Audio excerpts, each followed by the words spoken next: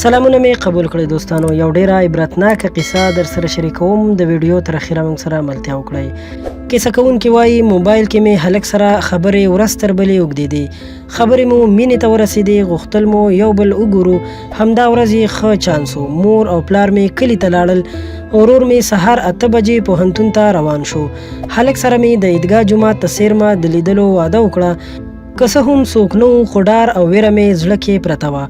هم د دې ډار له امله مې چادري وکړه او د سکول مې په یو پلاستیکي خلطه کې واچو چې هلته چادري لرې کړم. څه ناڅه تت آرایش مې وکړو او د کور نه ووتم. د مرسډیز ډوله موټر منځ کې کېناستم. د موټر سیټ منځ کې یو ځل مې داسې حس کړل چې څوک مې لمسوي او ماته ګوتې راوړي. نو ځان مې غلی ونیو. دویم دریم ځل یې هم د سیټ بغل څخه لاس را دننه کړو او زما چپ مټ یې کلک ونیو.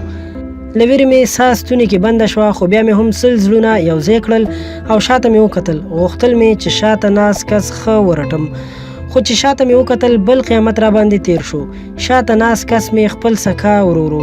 ستونی مې وچ شو. زر مې مخ بیرته تاو کړ. دی هم ډاډه شو چې څه نه وایم. لاس یې نور هم راوغځاو. اوس د دې له ډاره چې ومې نه پیژني غږ مې نه شو کولی چې ښکته کېږم. بالاخره تمځای ته راورسېدو. ټول ښکته کېدل. زما لاسونو او پښو نه ساه ختلې وه. موټروان بیا را باندې غږ کړ، بلې خوا ته ځې که څنګه؟ دا اخري سټاپ دی، دلته کوزه شه. له موټره ښکته شوم. حالت مې دونه خراب شو چې نه پوهېدم همغه ځای ته رسېدلی یم کوم ځای مې چې د لیدلو وعده کړې وه. ورور مې لا مخامخ ولاړو. زما خوا ته را روان شو. په ځان پوه نه شوم. همداسې د سړیو منځ ته ورننوتم. غوښتل مې ځان مې د ورور له سترګو فنا کړم. هلته هر چا تر خپلې وسې لمس کړم. ځینو د نمبر راکولو کوشش هم وکړ، ځینو ټیله کولم او ځینو به ویل دې فاحشې ته ګوره، داسې د لونډانو منځ کې تاویږي راتاویږي. دا جینۍ وایي چې دا زما د ژوند تر ټولو ترخه او خرابه خاطره وه او تر اوسه خپل ځان سره شرمنده یم. دوستانو ډیره مننه چې دا ویډیو مو تر پای وکتله. په دې هیله چې تاسو به خوښه شوي وي او تاسو به ترې عبرت اخیستی وي چې باید له داسې کارونو څخه ځان وساتل شي.